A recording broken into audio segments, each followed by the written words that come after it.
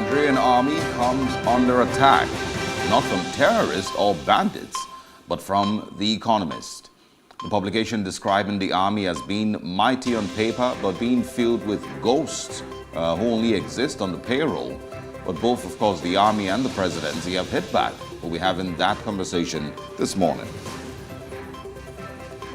Also coming up is a discussion about the state of Nigeria, the threat of terrorism and kidnappings in the north, IPOP in the south is governance in Abuja, the Anambra State governorship election, and the 2023 general election.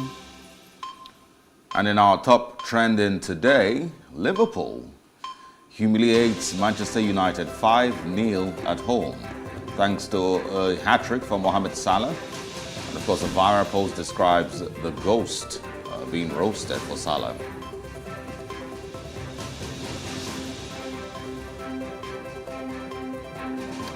Good morning, thanks for joining us on The Breakfast here on Plus TV Africa. Welcome to a brand new Monday morning. I am Osaogie Ogbonwa. And I am Messi Boko. It's good to have you join us this morning. So one of the things with television is, there's production, there's anchors, there's, a background on the conversations that you're meant to have. But one of the challenges is not every conversation that, you necessarily want to have. Like the fact that, I have to read a script this morning saying Manchester United got humiliated and a goat was used for Salah. I'm not necessarily excited about having these conversations this morning. Why is that?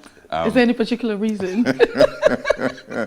If you want to fight, let the cameras go off first. Good morning anyway. Let's get into our top trending stories this morning before we get to the last one that I hope that we don't have time for. The IPOB, of course, in the Southeast has declared a 6-day sit-at-home. It starts from the 5th to the 10th of November. And, of course, they have stated this, and they said if the government doesn't release their leader, Nnamdi Kanu, by the 5th, then, of course, there would be a sit-at-home across the Southeast for those 6 days. And remember also that the Anambra State governorship elections are meant to be coming up on the 6th of November. And so that's why, of course, it's generating huge conversations across the Southeast and, of course, across the whole country. Numerous times I've spoken about this and I said, I'm sure that they know that the sit-at-home has no effect on the president or Nigeria releasing Nnamdi Kanu has zero effect whatsoever. So I'm not sure why they still do it. And I've always continuously said that I feel like these things are done because they enjoy the euphoria of the power that they seem to have when they say everyone should sit at home, and people actually do. And so it's sweet for them. And every 4 market days, every time that the weather was too hot, they say, in fact, let's have a sit at home. Someone burns rice or the student come out too good, sit at home in the Southeast. Whatever reason that they can imagine, there is a sit at home. And so, yes, there's going to be another one, according to them. And I'm not sure how the Southeasterners will take it this time, because I'm not sure if, I've always said that there would be a breaking point. There will be a point where people would say, enough is enough, and we're done with this sit at home. We're no longer going to be complying with this. I expected it to happen some time ago, but it still hasn't happened. I'm thinking that maybe this would be it, because I know that the whole Southeast will not stay indoors for 6 days for any reason, while business needs to go on, while money needs to be made, while mouths need to be fed.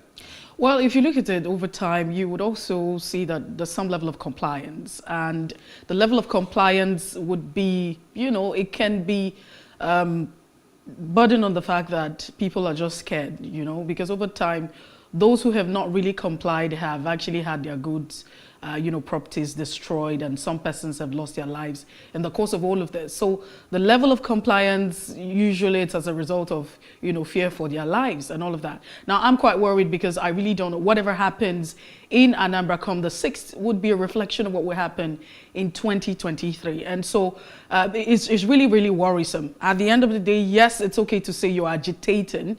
It's okay to feel disgruntled. It's okay to say you have been marginalized. But, the modes of operation, how are you going about trying to get... It's like in a family, you don't feel really good about how mom or dad is treating you. How do you go about trying to communicate yourself? Yeah. Tell your thoughts across, So that's the problem, because We've also seen a situation where students were supposed to write the examinations. They couldn't really write it.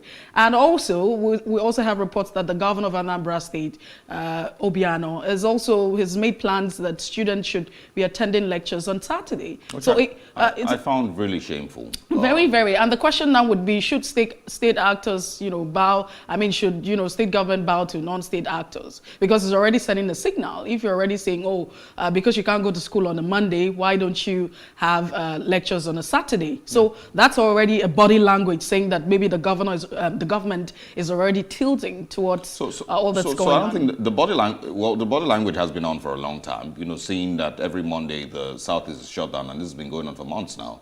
And they've not been able to do anything about it or fix it. And so it's not just now. I'm just finding it really shameful that the whole governor, will get to a place where he can't even control the people in his state. He can't even tell the people in his state that they are safe if they come out on Mondays. He can't even assure the people of his state that he is in control. You're a governor of your state, and you're obviously now saying that, okay, I'm no longer in control. Let's leave Monday for the IPOB. You guys should come out to school on Saturdays. It's very, very, very shameful. And this is the thing that the IPOB has been pointing out, the complete failure of leadership in the Southeast, with the political leadership, traditional leadership, socio-cultural leadership, whatever it is, complete failure of leadership across the whole 5 southeastern states, to the extent that they've now filled in that void, and they can decide that, okay, well, any other day that we feel like everyone should stay at home, do stay at home. And yes, like you said, it will paint a big picture about what the Anambra elections would be, and of course 2023. And also, I'm not sure who exactly is talking to Emma Powerful or any of these IPOB spokespersons. So that's where my concern is, because I have been doing a lot of thinking. Why are we not having conversations? Are this person's not approachable?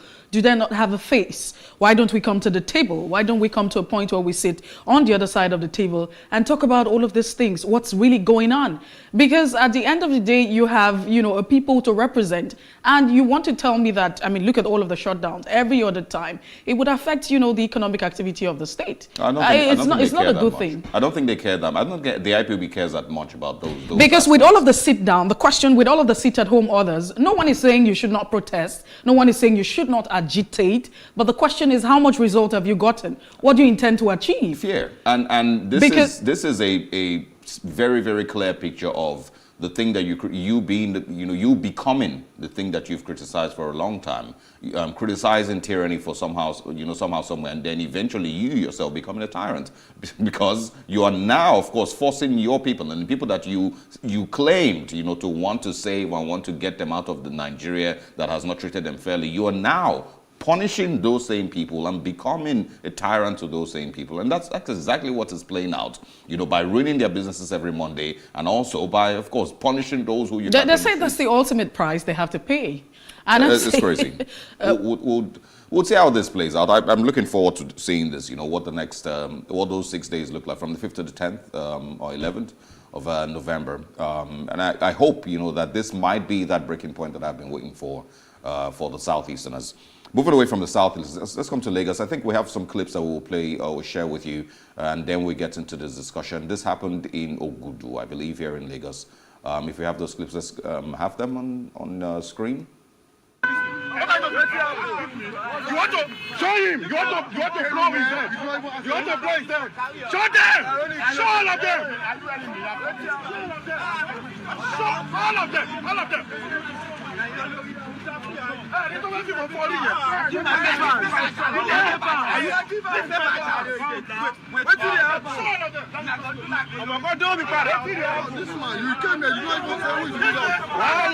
Why is he provocating someone?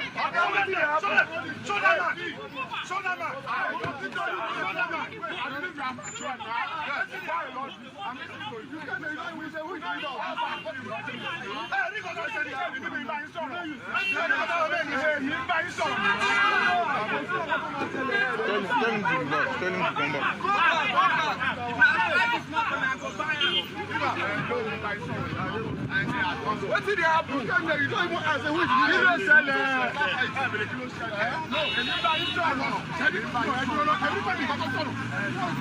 no, don't change the story. Why was he saying Very stereotypical Nigerian police response when, situation seems to be overwhelming them. They start saying, "You came here, you didn't ask for our leader. Oh, God, calm down now, please now. Relax first." It's embarrassing. Very, very. We've had conversations about the NSAS protest and what it hoped to achieve. For some people, it was the end of the Special Anti-Robbery Squad. For others, and the bigger picture really was a complete reform of the Nigerian policing system and the Nigerian police itself. But 1 year later, if we're still seeing these things, and what you're seeing there really is comedian Mr. Macaroni confronting and challenging some policemen who, if you see the boy on the T-shirt, claimed that he had just transferred 30,000 naira to this same policeman who stopped him, in traffic here in Lagos. And that's exactly what the Nigerian youth were complaining about, during the NSAS protest. 1 year later, absolutely nothing has changed. You still see policemen, and I've said this many, many times here, that you still see policemen that they don't look for criminals on Monday or Tuesday or Wednesday. They wait till Thursday night or Friday night when they know that there's a lot of people who are going to be out having fun. That's when they remember that criminals will be out. Criminals don't move on Mondays. But this is the same attitude from this same very, very disgusting set of policemen who do these same things and look out for people to prey on and hope that they can make some money off them. So the truth is, we're still going in circles. I mean, it feels like we're still saying the same thing over and over again. It's very obvious that nothing has really changed, yes, and that's why we still find that extortion, what's still going on, okay? But the question is, for how long will this continue? I must commend, Mr. Macaroni for his bravery. He's a brave man. And would always say that evil will continue to thrive when evil, good men keep quiet or silent. So this is what we need, because it's really tiring. I mean, every day we keep saying the same thing over and over, different angles. We keep going through the same circle, so it becomes a vicious circle. But what do we do?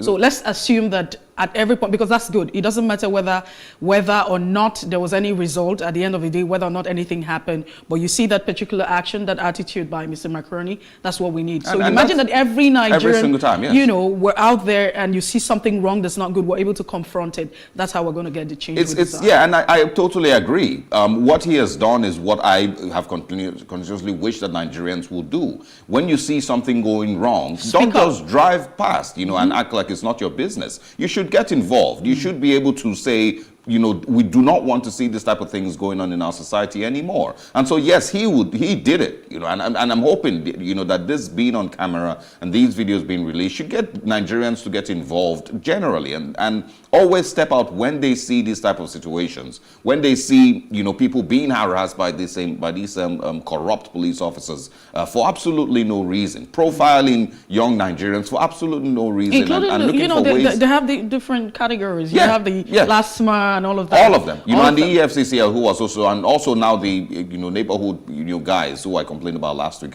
who have decided to join in this same mess. Everyone should get involved, with these things, and ensure that these things stop. I'm saying this really, and I'm reflecting back on last year when the protest was going on, and I heard Lagosians say, "Oh, you're stressing us. Oh, you're blocking our toll gate. We're trying to get to work." That is a very, very disgusting attitude, because these things that these people came out for, it is not just for them. It is because they needed to see a better policing system in the whole country. And if in the comfort of your little small Benz and your little, 300,000 naira salary at the end of the month, you feel like it doesn't concern you, you're not interested, you want to quickly go to work with your suit and your fine shirt, and you don't want to be stressed. As long as it doesn't, concern you. Exactly, and it's a very, very terrible attitude that some Nigerians have. As long as it's not affecting you directly, you throw your face the other way. You don't bother to get yourself involved with it. So, what he did is what I expect that every Nigerian should be able to do when they see something going wrong in every single, ramification. We of course would hope that we can get some, information as to how that ended. If, the young man was refunded his 30,000 naira, and how, that case ended. But look at this, policeman with a phone, clown. I'm not sure what he was filming. What is he going to post it on his own social media? I really don't know, because Facebook page. When we saw that video, when I saw that video particularly, I was also concerned. Like, why is he recording? People are so daft. Whew. All right, so I was hoping that we could, waste enough time and not get to talk about the last trending story. But yesterday was very, very reflective of some time ago when Bayern Munich humiliated Barcelona 8-2. That led to a complete refurbishment of the Barcelona Football Club. Well, it seems like they're back to where they were before currently, though. But Liverpool yesterday completely embarrassed Manchester United at home at Old Trafford, 5-0. Cristiano Ronaldo finally was able to score 1 goal sometime during the game, which was eventually cancelled. Manchester United have 4 yellow cards for some of their I think Bruno Fernandes, Paul Pogba had a red card, Cristiano Ronaldo had a yellow card, Aaron Wan-Bissaka I believe also had a yellow card. It was just a complete embarrassment of what Manchester United should be in any way that you can describe the club. And Liverpool definitely came and served that breakfast hot and steamy with extra sausages. I'm not sure, and yesterday I'm a Manchester United fan, but yesterday to be honest, I'm at a point where I'm completely numb. If the game ended 11-0 yesterday, if it ended 25-0 yesterday, I wouldn't have felt anything whatsoever. So I'm beginning to think that this is a point where, Man United fans should begin to act like us now. You don't need to. No. I don't think we'll ever get there. I think you just need to watch the game. But really what happened, I know that some persons had complained about, the poor performance. Although, yes, it probably would have turned out some good way. It got improved during the Atalanta game. Some people